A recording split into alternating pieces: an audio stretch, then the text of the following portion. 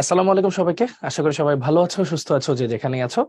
তো এই তো আমাদের দেখতে দেখতে জৈব রসায়নের আজকে লাস্ট লেকচার, আমাদের লেকচার 11 নম্বরে আমরা চলে আসছি। আজকের লেকচারটা একদমই লাইট ওয়েটেড, সো টেনশন নেওয়ার কোনো কারণ নাই। আমরা আস্তে ধীরে যা যা পড়েছি আজকে আর কি একটু রিপিট হবে, যেহেতু লাস্ট টাইপ আর কি।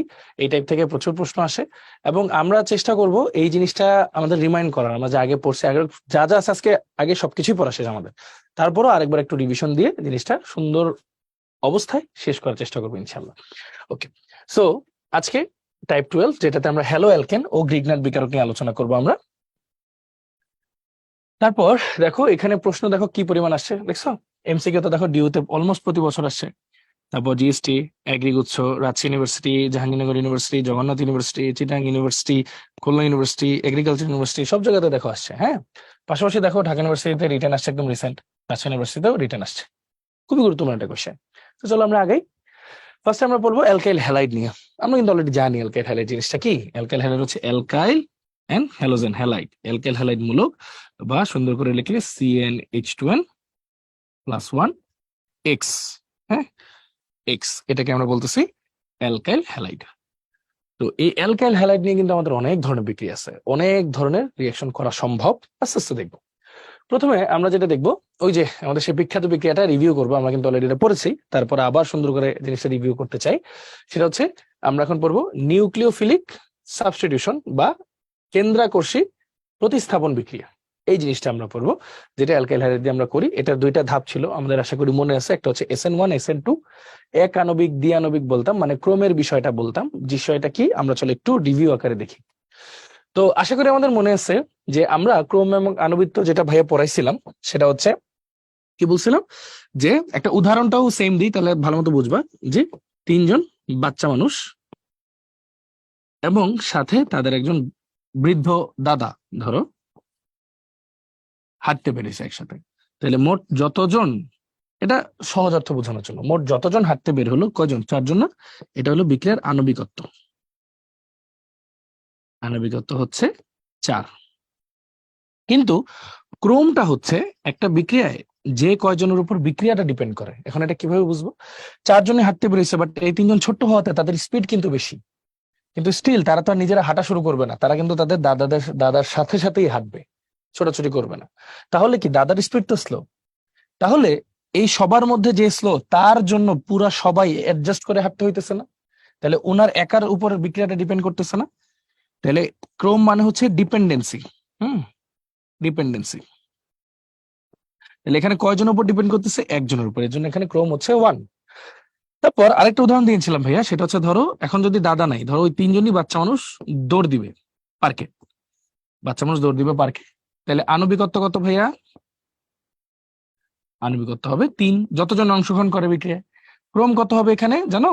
ক্রোম হবে 0, কারণ তিনজনের স্পিড সেম, কেউ কারোর উপর ডিপেন্ড করবে না। তো আলটিমেটলি ক্রোম হবে 0।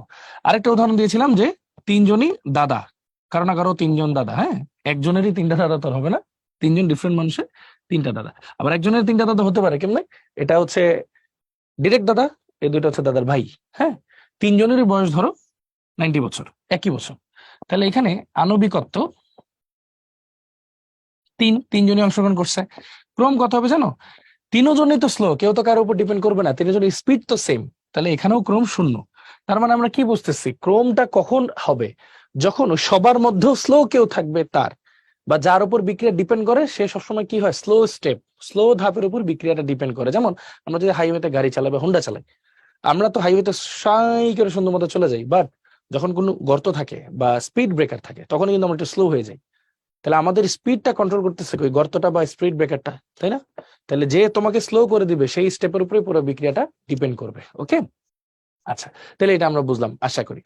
এবার যদি আমরা একটু সামনের দিকে আগাই, SN1 SN2 ভাইয়া কিন্তু এই গ্রাফ দিয়ে তোমাদের দেখাইছিলাম যে SN1 কি হচ্ছিল, এই যে ও আগে সরবে তারপর ও ঢুকবে, এরকম একটা ছিল। আর SN2 তে কি ছিল, ও ওকে ঠেলা সরাই দিবে। তার মানে ব্যাপারগুলা কি, চলো একটু দেখি।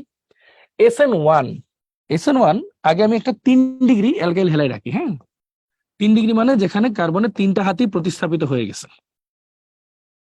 3 ডিগ্রি অ্যালকাইল হ্যালাইড রাখলাম, হ্যালোজেনে দিলাম। হ্যাঁ, 3 ডিগ্রি অ্যালকাইল হ্যালাইড। তাহলে এগুলাকে আর দিয়ে প্রকাশ করি, বেটার হয়।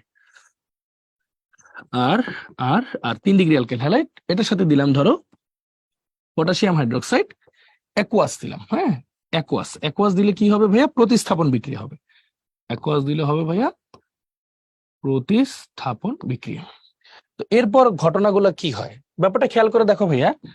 এই হ্যালোজেনটা, এই ওএইচটা ডিরেক্টলি এসে এই হ্যালোজেনকে প্রতিস্থাপন করতে পারবে কি পারবে না। তার আগে একটা জিনিস বলি, হ্যালোজেনটাও নেগেটিভ, ওএইচটাও নেগেটিভ, ওদের প্রতিস্থাপন হতেছে যারা নেগেটিভ তারা পজিটিভকে আকর্ষণ করে, মানে নিউক্লিয়াসকে আকর্ষণ করে, এজন্য ওদেরকে বলা হয় নিউক্লিওফাইল। তাহলে ওদের প্রতিস্থাপন হচ্ছে তাহলে নিউক্লিওফিলিক প্রতিস্থাপন, নিউক্লিওফিলিক সাবস্টিটিউশন, এই জন্য এটাকে বলা হয় এসএন। খেয়াল করে দেখো এটা তো একটা 3 ডিগ্রি, তার মানে এই ওএইচটা যখন এখানে ঢুকবে এখানে একটা ভেজাল হবে। ভেজালটা কি? যেটা ভাইয়া বলছিলাম স্টেপ 1, এই প্রত্যেকটা অ্যালকাইল মূলক কি ইলেকট্রন দাতা গ্রুপ না, ওরা কি করবে প্রত্যেককে ইলেকট্রন গুলা কার্বনের দিকে ঠেলে দিবে, আর ওই কার্বনটা ইলেকট্রন ঠেলে দিবে হ্যালোজেনের দিকে। তাহলে কি ওদের মধ্যে একটা স্ট্রং বন্ড হইতেছে এখানে। এই স্ট্রং বন্ডটা তাকে ভাঙতে হবে, নইলে তো বিক্রিয়াই হবে না।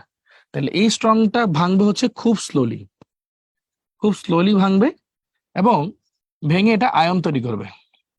এটা হয়ে যাবে প্লাস, ওয়েস্টটা হয়ে যাবে মাইনাস, সরি ওয়েস্ট না তো হ্যালোজেন, হ্যালোজেনটা হয়ে যাবে মাইনাস। এরপর কি হবে? যেহেতু কোনো জিনিস আয়নিত অবস্থায় থাকতে পারে না, স্টেপ 2 তে খুব দ্রুত বিক্রি হবে। আর সি আর আর এটা হচ্ছে প্লাস, তারপর হ্যালোজেনটা হচ্ছে মাইনাস, পটাশিয়ামটা হবে প্লাস, ওএইচটা হবে মাইনাস। এটা খুব ফাস্ট, কারণ আয়নিত অবস্থায় কেউ তাড়াতাড়ি মানে অনেকক্ষণ থাকতে পারে না। তাহলে প্লাসটা যাবে মাইনাসের কাছে, এই মাইনাসটা যাবে প্লাসের কাছে, তাহলে তৈরি হবে কে এক্স প্লাস আর সি আর আর ওইচ, এটা তৈরি হলো। তার মানে এটা যদি না ভাঙতো, এই 3 ডিগ্রি বা ভারী বা স্টেরিক বাধাওয়ালা যৌগটা যদি না ভাঙতো তাহলে তো বিক্রি হইতো না। তাহলে দুইটা অণু অংশগ্রহণ করছে, তাহলে আণবিকত্ব 2, কিন্তু একজনের উপরেই ডিপেন্ড করতেছে বিক্রিয়াটা, ও না ভাঙলে কিছু হইতো না। তাহলে এটার ক্রম কত? 1। এই জন্য এটাকে বলা হয় এক আণবিক। তো তাত্ত্বিকভাবে ভুল, বাট এক মানে একটার উপর ডিপেন্ড করে। ক্রম হচ্ছে 1। নিউক্লিওফিলিক সাবস্টিটিউশন, কেন্দ্রাকর্ষী প্রতিস্থাপন বিক্রিয়া। ওকে, এটা তাহলে কাদের জন্য হয়? যারা ভারী তাদের জন্য হয়, বা যারা বেশি ইলেকট্রনের যোগান দিতে পারে তাদের জন্য হয়। তাহলে এটার ক্রম কি হবে? সক্রিয়তার ক্রম 3 ডিগ্রি, 2 ডিগ্রি, 1 ডিগ্রি, দেন নর্মাল হ্যালাইড, শেষ। এটা হচ্ছে সক্রিয়তার ক্রম। আশা করি মনে আছে। SN2 যদি আমরা পড়ি, SN2 এর কথা আশা করি তোমাদের মনে আছে। এটা হচ্ছে একদম বাধা ছাড়া যেটা, বা মিনিমাল বাধা যেটা। হ্যাঁ, এটার ক্ষেত্রে কি হইতো মনে আছে? এখানে কিন্তু ইলেকট্রনের ঘনত্ব কম, তখন একটা স্টেপে বিক্রিয়াটা হইতো যে এই ওএইচটা ডিরেক্টলি ওকে তো আর আক্রমণ করতে পারবে না, উল্টা দিক থেকে আক্রমণ করতো। কেন? তাহলে বিকর্ষণ যাতে কম হয়, কারণ এটাও নেগেটিভ এটাও নেগেটিভ, বিকর্ষণ যাতে কম হয়। তখন কি হইতো? এই জিনিসটাই এইচ সি এইচ এক্স আর প্লাস কে ওএইচ, এই জিনিসটাই ওএইচটা কি করতো? উল্টা সাইড থেকে অ্যাটাক করতো, আর এক্সটা ওই পাশ থেকে বের হইতো। তখন কি হইতো? এই দুইটা হাইড্রোজেন একটু সোয়াপ ঘুরে যেত, একটু ঘুরে যেত। তাহলে এই পজিশনটাকে বলি আমরা মধ্যবর্তী জটিল অবস্থা। মধ্যবর্তী জটিল অবস্থা। খেয়াল করো, এই ওএইচ এর ঘনমাত্রা যত বেশি হবে ও তত পুশ করবে ভিতরে ঢুকতে, আর এক্স এর ঘনমাত্রা যত বেশি হবে সে তত স্লোলি বের হবে। মানে দুইজনের ঘনমাত্রার উপরে বিক্রিয়াটা ডিপেন্ড করতেছে। ও হচ্ছে ওর অংশ, ওএইচ হচ্ছে এর অংশ, দুইজনের উপরে বিক্রিয়া ডিপেন্ড করে। এজন্য এটা নিউক্লিওফিলিক প্রতিস্থাপন দুই, দুই ক্রমের, দুইজনের উপরে ডিপেন্ড করতেছে। তারপর কি হচ্ছে বিক্রিয়াটা দেখো, কে X plus HO C H H R. Just পার্থক্যটা কি ভাইয়া? এখানে এইচ গুলো এই পাশে ছিল, এখন এটা একটু ঘুরে এই পাশে হয়ে গেছে। ভাইয়া বলছিলাম এটা কিন্তু একটা উল্টা ছাতা, উল্টা ছাতা বা 180 ডিগ্রি ফ্লিপ করা একটা বিক্রিয়া, 180 ডিগ্রি ফ্লিপ করা একটা বিক্রিয়া। ঠিক আছে, তাহলে এগুলার ক্রম কি? এটা সক্রিয়তার ক্রম কি যারা একদম হালকা তাদের জন্য? তাহলে CH3X, দেন 1 ডিগ্রি, 2 ডিগ্রি, 3 ডিগ্রি, শেষ হয়ে গেল। আশা করি এটাও তোমাদের মনে আছে। তো এটাই হচ্ছে ওভারঅল রিভিউ। কি বলছে দেখো, এই বিক্রিয়া 2 ধাপে ঘটে, SN1 ঠিক আছে। 3 ডিগ্রি হ্যালাইডের ক্ষেত্রে বেশি ঘটে, ঠিক আছে। পোলার দ্রাবকে SN1 সহজে ঘটে। পোলার দ্রাবক অর্থ কি? পোলার দ্রাবক মানে যেখানে পোলারিটি হয়। আর 3 ডিগ্রি হইলে কি হয় দেখো, এখানে কিন্তু ইলেকট্রনের ঘনত্ব অনেক বেশি থাকে, ফলে ওদের মধ্যে পোলারিটিটা অনেক স্ট্রং হয়, পোলারিটিটা অনেক স্ট্রং হয়। তো এই জন্য পোলার দ্রাবকে SN1 সহজে ঘটে। এই ক্ষেত্রে বিক্রিয়াটি প্রথম ক্রম হয়, ওই যে একজনের উপর ডিপেন্ড করে তাই। এখানে দেখো বিক্রিয়াটি এক ধাপে ঘটে, দেখলামই তো জটিল অবস্থা থাকে। বিক্রিয়ার গতি হ্যালোজেন অ্যালকেন এবং আক্রমণকারী নিউক্লিওফাইল দুইজনের উপর নির্ভর করে। ওই যে একটু আগে যেটা দেখালাম, OH আর X দুইজনের উপর ডিপেন্ড করে। 1 ডিগ্রি হ্যালাইডের ক্ষেত্রে SN একটু সহজে ঘটে, হ্যাঁ, হালকা যারা তাদের জন্য। এই ক্ষেত্রে বিক্রিয়াটি দ্বিতীয় ক্রমের হয়ে থাকে। তো এই জিনিসটা আশা করি বুঝছো, একই জিনিস। সক্রিয় ক্রম গুলো ঠিক আছে আমাদের, হ্যাঁ। এবার আমরা পড়বো ক্লোরোফর্ম। ক্লোরোফর্ম কি দেখো, এটা কার্বন CH, এটা Cl, এটা Cl, এটা Cl, সংকেত হচ্ছে CH Cl3, এটাকে বলা হয় ক্লোরোফর্ম। ঠিক আছে, এটাকে বলে ক্লোরোফর্ম।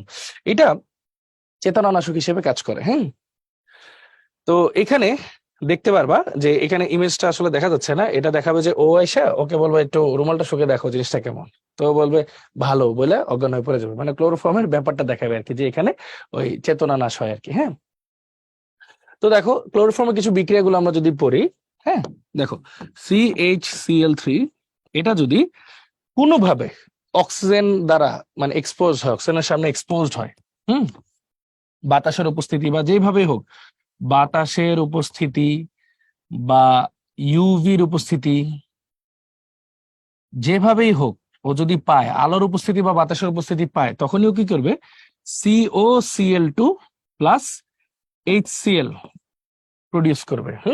COCl2, এটাকে যদি ভেঙে লিখি COCl2, এটার নাম হচ্ছে ভাইয়া ফসজিন গ্যাস। ফসজিন গ্যাস, এটা মারাত্মক বিষাক্ত গ্যাস, মারাত্মক বিষাক্ত গ্যাস। এই গ্যাস তৈরি হইলে, এই গ্যাসগুলো যদি কেউ শুকে, ডেড। এই জন্য দেখবা মানে আমাদের ম্যাক্সিমাম যারা ছিনতাই করে আর কি, ছিনতাই করে, এরকম বাজে কাজ করে, তারা অশিক্ষিত হয় বেশি। তো অশিক্ষিত হইলে একটা সমস্যা আছে, মানে চোর ডাকাত শিক্ষিত হইলেও একটু উপকার আছে যে তারা তোমার মেরে ফেলতেছে না। অশিক্ষিত হলে অসুবিধা কি, ধরো ক্লোরোফর্ম নিল, সে তো আর বুঝলো না, আলোর উপস্থিতিতে রেখে দিল, এখন ওটা ফসজিন গ্যাস হয়ে গেছে। এখন ধরলো একজন রে, তো সে তো ভাবছে যে সে ক্লোরোফর্ম দিছে ডাকাতির উদ্দেশ্যে, কিন্তু সে তো মাইরে ফেলার উদ্দেশ্যে দেয় নাই। কিন্তু কি হলো, বেটা শুকে মারা গেল। কারণ মারা গেছে কেন, And যে ডাকাত সেও বুঝলো না করলাম কি। কারণ হচ্ছে সে তো বুঝে নাই যে এটা যদি আলোর সংস্পর্শে আসে, হ্যাঁ, তখন হচ্ছে ফসজিন গ্যাস তৈরি করে, যেটা মারাত্মক বিষাক্ত, মানে মৃত্যু নিশ্চিত, এরকম করে। তো এই জন্যই ক্লোরোফর্মকে কোথায় সংরক্ষণ করা হয়, বাদামি জার এ সংরক্ষণ করা হয়। মানে রঙিন জার আর কি, সোজা কথা, বাদামি জারে বা রঙিন জারে সংরক্ষণ করা হয়, যাতে আলোর প্রেজেন্সটা সে না পায়। হ্যাঁ, এটা খুবই গুরুত্বপূর্ণ একটা কথা। ঠিক আছে, খুবই গুরুত্বপূর্ণ একটা কথা, এটা মাথায় রাখতে হবে। ফসজিন গ্যাস বিষাক্ত গ্যাস, এরকম যাতে তৈরি না হয়, এই জন্য ক্লোরোফর্মকে বাদামি জারে বা রঙিন জারে সংরক্ষণ করা হয়। এবার হচ্ছে ক্লোরোফর্মের ক্লোরিনেশন, এটা তো সোজা। ক্লোরোফর্ম আরেকবার যদি ক্লোরিনেশন করি ইউভির উপস্থিতিতে, তাহলে কি হবে, CCl4 carbon tetrachloride plus HCl তৈরি করবে, এটা সোজা জানো। এরপর একটা মজার বিক্রিয়া, নাইট্রেশন। তাহলে CCl3H এভাবে লিখবা, এই যে ক্লোরোফর্ম প্লাস OHNO2 নাইট্রিক অ্যাসিডের বিক্রিয়া যদি করাও, দেখো এটা মাইনাস, এটা প্লাস, এটা প্লাস, এটা মাইনাস, তাহলে H আর OH বিক্রিয়া করে কি তৈরি করবে, পানি। প্লাস কি তৈরি হলো দেখো তো ভাইয়া, CCl3NO2, এইটাকে বলা হয় ক্লোরোপিক্রিন। ক্লোরোপিক্রিন, এটার বিশেষ কয়েকটা নাম আছে। এটার বিশেষ নাম হচ্ছে টিয়ার গ্যাস বা কাঁদুনে গ্যাস। টিয়ার গ্যাস বা কাঁদুনে গ্যাস, তো এটাও কিন্তু খুবই গুরুত্বপূর্ণ। কেন, ওই যে বিভিন্ন হরতাল হইলে বা বিভিন্ন ঝামেলা টামেলা হইলে পুলিশ কি একটা গ্যাস নিক্ষেপ করে, কাঁদুনে গ্যাস বলি আমরা, টিভিতে দেখি। এই কাঁদুনে গ্যাস বা টিয়ার গ্যাস হচ্ছে ক্লোরোপিক্রিন। এই ক্লোরোপিক্রিন দিলে চোখে জ্বালা পড়া হয়, অ্যাসিডিটি তৈরি হয় এবং চোখ দিয়ে পানি পড়ে, এটাকে কাঁদুনে গ্যাস বলা হয়। ঠিক আছে, এটা খুবই গুরুত্বপূর্ণ একটা টপিক। তাহলে ওর জারণটা খুবই গুরুত্বপূর্ণ, ফসজিন গ্যাস তৈরি করে। এই জন্য আমরা কি করি, বাদামি জারে সংরক্ষণ করি বা রঙিন জারে সংরক্ষণ করি। আরেকটাকে নাইট্রেশন করলে ক্লোরোপিক্রিন পাওয়া যায়, যেটা হচ্ছে টিয়ার গ্যাস বা কাঁদুনে গ্যাস, যেটা ওই যে বিভিন্ন অস্বাভাবিক পরিস্থিতির সময় ছাড়া হয়। আচ্ছা, এবার দেখো আলো বাইরের উপস্থিতিতে ক্লোরোফর্ম উৎপন্ন করে কি বললাম মাত্র, ফসজিন গ্যাস, তাই না, ফসজিন গ্যাস। তাহলে এখানে ফসজিন গ্যাস কোনটা বলতে পারবা, ক্লোরাল না, ব্লিচিং পাউডার না, কার্বন টেট্রাক্লোরাইড না, carbonyl chloride. What is carbonyl chloride, এই যে দেখো কার্বনিল, এই যে ক্লোরাইড, এটা কি বলা হয়, ফসজিন গ্যাস। শেষ হয়ে গেল। তারপর ফ্রিয়ন। আচ্ছা, ফ্রিয়ন বানানো শিখি, মানে CFC আর কি, ক্লোরোফ্লোরোকার্বন কিভাবে করে। ধরো সংখ্যা থেকে ফ্রিয়ন কিভাবে বানাবা, হেক্স হচ্ছে 90 যোগ করে দিবা। ধরো তোমার কাছে আছে CFC11, এটার অর্থ কি, তুমি এটার সাথে 90 যোগ করবা। এটা বাই ডিফল্ট মুখস্থ মনে রাখবা, সহজে মনে রাখার জন্য। 90 যোগ করলে কত হয় দেখো 101। এর মধ্যে প্রথম সংখ্যাটা কার্বন সংখ্যা ডিফাইন করে, আর ফ্রিয়ন যেগুলা এগুলো সবগুলাই অ্যালকেন ভুক্ত মানে সম্পৃক্ত, চারটা হাতি ফিল আপ হবে। প্রথম সংখ্যাটা কার্বন, দ্বিতীয় সংখ্যাটা হাইড্রোজেন, তৃতীয় সংখ্যাটা ফ্লোরিন নির্দেশ করে, আর বাকি হাতে ক্লোরিন বসে। তাহলে দেখো এই কার্বনের হাত কয়টা, চারটা, ফ্লোরিন আছে একটা, আর বাকি হাতে বসবে ক্লোরিন।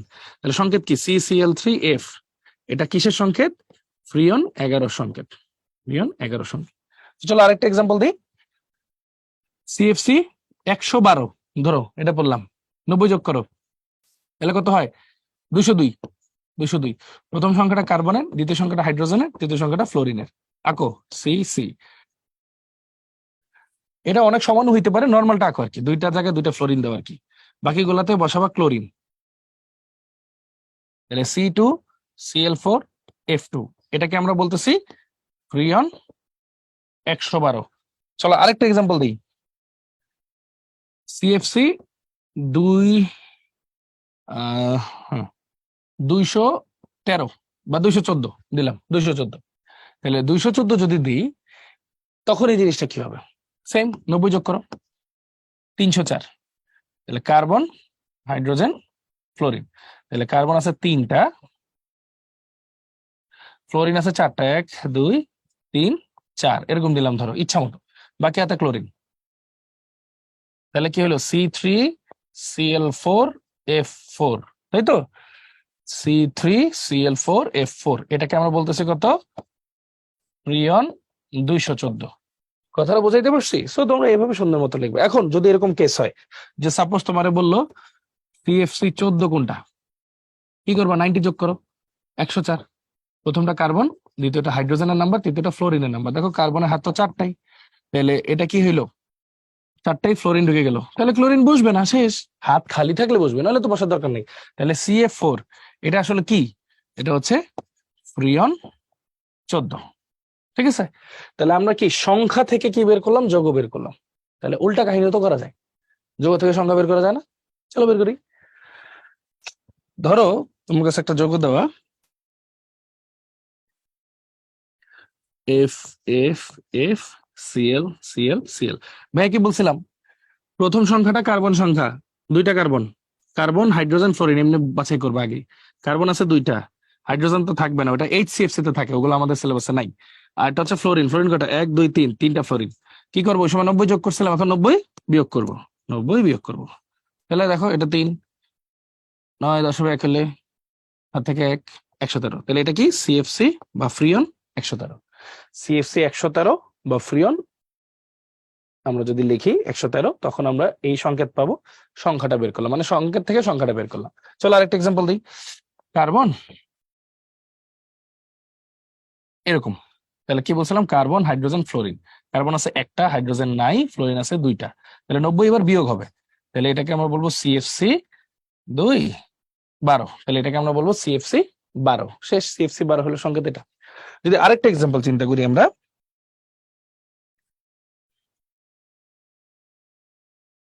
ধরো ফ্লোরিন, ফ্লোরিন, ফ্লোরিন, ফ্লোরিন, ইচ্ছা মতো দিতেছি আমি, হ্যাঁ, ক্লোরিন, ক্লোরিন, ক্লোরিন, ক্লোরিন। তাহলে দেখো এখানে কার্বন, হাইড্রোজেন, ফ্লোরিন কয়টা কয়টা আছে?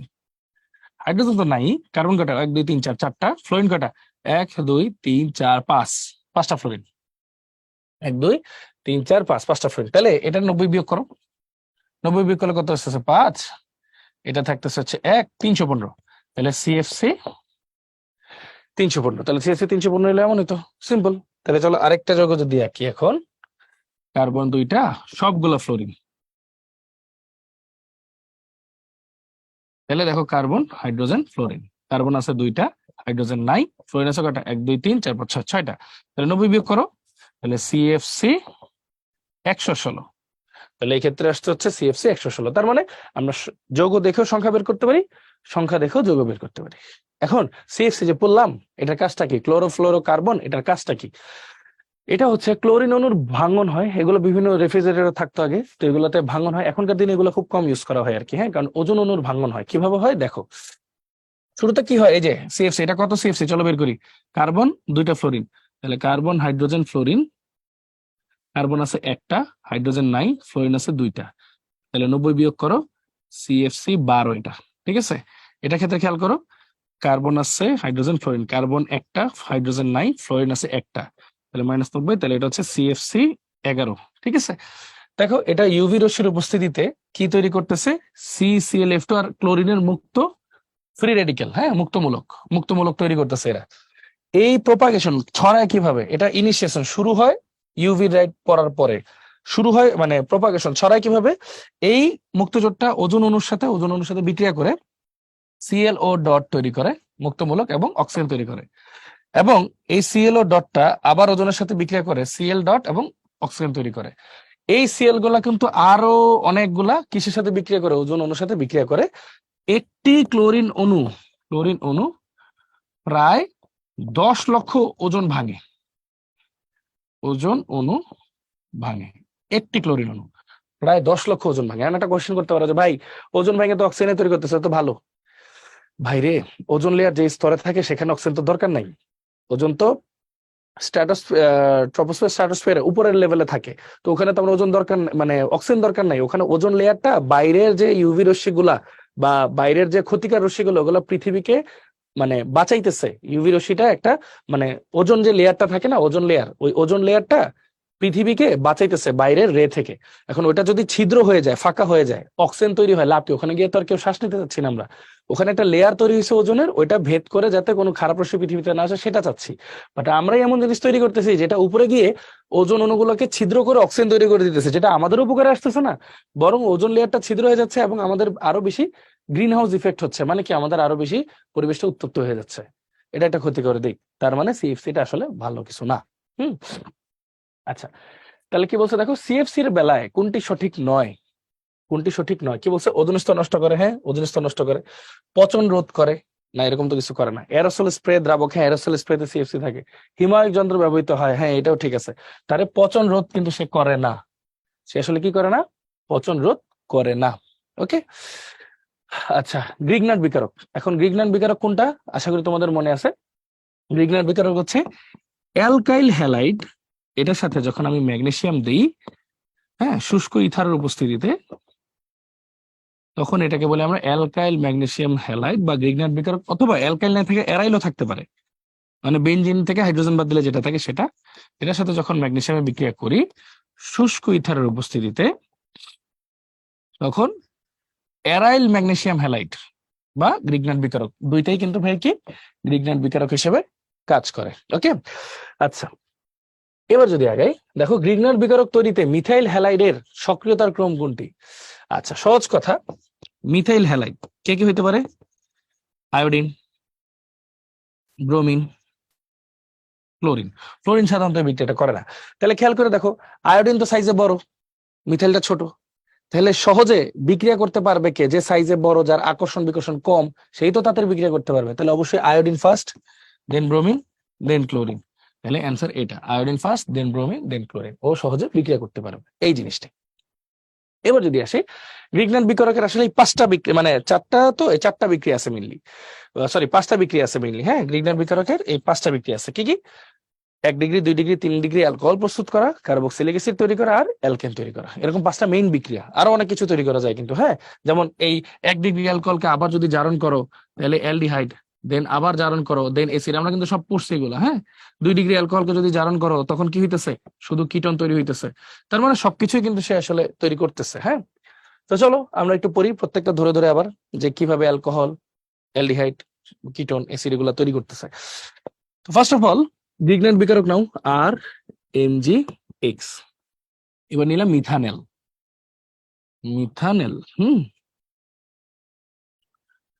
মিথানেল নিলাম। কি হচ্ছে দেখো, ম্যাগনেসিয়াম, এটা কিন্তু বারবার পড়াইছি, আবারও পড়াচ্ছি যাতে একদম মাথায় ঢুকে যায়। হ্যাঁ, ম্যাগনেসিয়ামের জারণ মান হচ্ছে +2, হ্যালোজেনের -1, তাহলে ওভারঅল কত হলো ভাইয়া প্লাস, আর অ্যালকাইলের তাহলে মাইনাস, কারণ ওভারঅল জারণ মান কত হবে 0। কার্বন আর অক্সিজেনের মধ্যে নেগেটিভিটি কার্বনের বেশি, অক্সিজেন পজিটিভ। তাহলে দেখো এই মাইনাসটা যাবে প্লাসের কাছে, প্লাসটা যাবে মাইনাসের কাছে।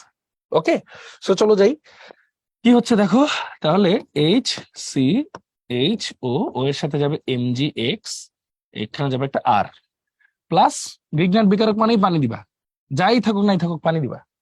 তো কি হচ্ছে দেখো, OH মাইনাস H প্লাস, আবার ম্যাগনেসিয়াম হচ্ছে জারণ মান +2, হ্যালোজেন -1, তাহলে ওভারঅল জারণ সংখ্যা কত হলো +1, তাহলে 2 থেকে 1 বাদ দিলে 1 হয়, আর বাকি পুরোটা হচ্ছে মাইনাস, তাহলে মাইনাস যাবে প্লাসে গেছে, প্লাস যাবে মাইনাসে গেছে, তাহলে দেখো H C H R O H plus MG O H X, তাহলে এটা কি তৈরি হলো ভাইয়া?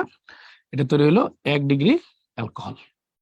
1 ডিগ্রি অ্যালকোহল মনে আছে? এটাকে যদি আমরা আবার জারণ করি পটাশিয়াম এই যে ডাইক্রোমেট এবং H2SO4 এর উপস্থিতিতে, ও একটা নিরোধক পানি বের করবে, এই OH আর H কে নিয়ে পানি বের করবে, আর এই দুইটা হাতে কে বের হয়ে যাবে? অক্সিজেনটা ঢুকে যাবে, তাহলে HCO আর, তাহলে কি তৈরি হলো? অ্যালডিহাইড। ফার্দার যদি জারণ করি পটাশিয়াম ডাইক্রোমেট আর H2SO4 এর উপস্থিতিতে, তাহলে কি হয়ে যাবে? এখানে অ্যাসিড, আর COOH, অ্যাসিড তৈরি হবে। ওকে, তৈরি হবে অ্যাসিড, মানে আসলে সবকিছু তৈরি করা সম্ভব। এবার যদি সামনে আগাই 2 ডিগ্রি অ্যালকোহল তৈরি করবো, হ্যাঁ, তাহলে আবার আর এমজি এক্স প্লাস, এবার অ্যালডিহাইড নিব কিন্তু মিথানল ছাড়া অন্য বড় অ্যালডিহাইড আর কি, হ্যাঁ, তাহলে আর সিএইচও, তাহলে এখানে বিক্রিয়াতে কি হচ্ছে দেখো, ম্যাগনেসিয়ামের জারণ মান +2, হ্যালোজেন -1, তাহলে ওভারঅল কত প্লাস, আর অ্যালকাইল হচ্ছে মাইনাস, কার্বন অক্সিজেনের মধ্যে নেগেটিভিটি, অক্সিজেন বেশি, কার্বন পজিটিভ, তাহলে এই মাইনাস যাবে প্লাসের কাছে, প্লাস যাবে মাইনাসের কাছে, কি হচ্ছে এইচ সি আর, এখানে হলো আর, এখানে হলো ও এমজি এক্স। ভাইয়া কি বলছিলাম? সবসময় পানি দিয়ে দিব, তাহলে কি হবে দেখো, এইচটা প্লাস ও এইচটা মাইনাস, আবার এমজিটা যদি +2 হয়, হ্যালোজেন -1, 2 থেকে 1 বাদ দিলে 1, তাহলে ওভারঅল থাকলো 1, তাহলে বাকি পুরাটা অবশ্যই মাইনাস, কারণ কি দুইটার যোগফল হলো 0, তাহলে মাইনাস যাবে প্লাসের কাছে, প্লাস যাবে মাইনাসের কাছে, তাহলে কি হচ্ছে MG OH X plus H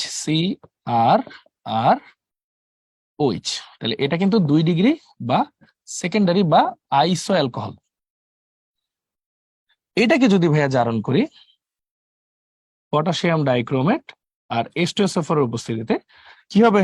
পানি বের হবে, নিরোধক যেহেতু OH, এইচের সাথে বিক্রিয়া করে পানি তৈরি করলো, আর ওই দুইটা হাতে এই জাইমান অক্সিজেনটা ঢুকে যাবে, তাহলে কি তৈরি হবে দেখো, আর সি আর ও, এটা হলো কিটন, এটাকে আর ফার্দার জারণ করা যাবে না, শেষ হয়ে গেল।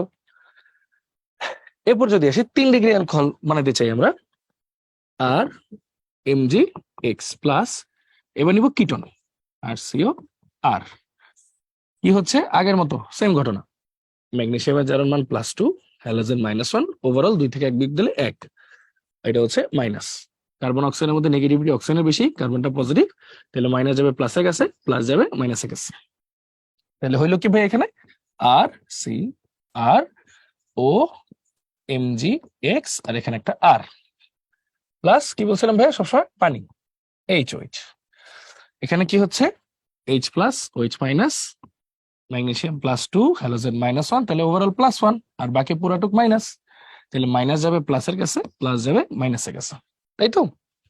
তাহলে কি হচ্ছে ভাইয়া, R C R R O H plus MG O H X, এটা আর জারণ বিক্রিয়া হবে না, এটা কিন্তু 3 ডিগ্রি, তিনটেই হাইড্রোজেন প্রতিস্থাপিত হয়েছে 3 ডিগ্রি, বা নিও বা টারশিয়ারি বলা হয়, টারশিয়ারি অ্যালকোহল, ঠিক আছে, এটার ফার্দার জারণ নাই। এবার যদি আসি অ্যাসিড কেন বানাবো, এটাও পড়ছি, R MG X plus carbon dioxide নিব, তাই না ভাই? কার্বন ডাইঅক্সাইড নিব, তো এখানে কি হবে সেম ঘটনা, ম্যাগনেসিয়াম হচ্ছে +2, হ্যালোজেন -1, তাহলে ওভারঅল +1, এটা -1, কার্বন অক্সাইডের মধ্যে অক্সাইড নেগেটিভ, কার্বন পজিটিভ, শেষ, মাইনাস যাবে প্লাসের কাছে, প্লাস যাবে মাইনাসের কাছে, তাহলে কি হইলো দেখো, সি ডাবল বন্ড ও, এখানে ও এমজি এক্স, এখানে একটা আর, তারপর পানি দিব অলওয়েজ ভাই বলছি, হুম, তাহলে কি হচ্ছে দেখো H plus O H minus, magnesium +2, halogen -1, আর তাহলে এই পুরাটা হচ্ছে, এটা যদি +1 হয় এটা -1, সিম্পল, তাহলে প্লাস যাবে মাইনাসে গেছে, মাইনাস যাবে প্লাসে গেছে, তাহলে কি হচ্ছে দেখো সি ডাবল ও এইচ আর, মানে আর সি ডাবল এইচ, এটা হলো acid plus MG O H X, এটা তৈরি হইলো, হ্যাঁ, এমজি ও এইচ এক্স তৈরি হলো, তাহলে দেখো অ্যাসিড তৈরি হয়ে গেল, ঠিক আছে। এবার last but not the least আমাদের অ্যালকেন, অ্যালকেনটা সবচেয়ে সোজা, অ্যালকেনটা শুধু পানি দিবা, মানে ফাইনাল ধাপটাই দিয়ে দিবা, তাহলেই হয়ে যাবে। দেখো H plus O H minus, magnesium হচ্ছে +2, হ্যালোজেন -1, তাহলে +1, এটা মাইনাস মাইনাস যাবে প্লাসে গেছে, প্লাস যাবে মাইনাসে গেছে, তাই তো? তাহলে কি হলো, alkane plus MG OH X, তাহলে এটা কি তৈরি হলো ভাইয়া, আমাদের অ্যালকেন তৈরি হলো।